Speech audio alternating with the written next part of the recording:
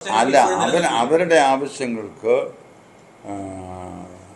വ്യക്തിപരമല്ല, ആ സമുദായത്തെ ആ വിഭാഗത്തിൻ്റെ പിന്നെ അവകാശങ്ങൾക്ക് ചോദിക്കുന്നതിന് അവർക്ക് ഒരുമിച്ച് നിൽക്കുന്നതിന് തെറ്റൊന്നുമില്ല.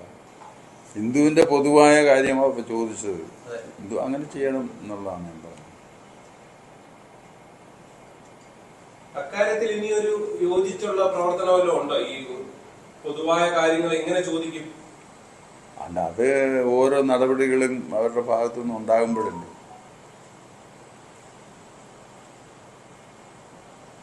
അയൽവക്കത്തെ വീട്ടിലുമായിട്ട് നമുക്ക് വളരെ സൗഹാർദ്ദമാണ്.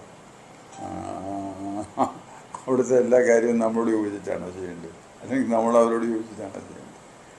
ചില കാര്യങ്ങളിൽ അങ്ങനെ സൗഹൃദമായി പോകണം എന്നുള്ളതല്ല, അവരുടെ ഇതിനകത്ത് പരിധിക്കകത്ത് നിന്ന്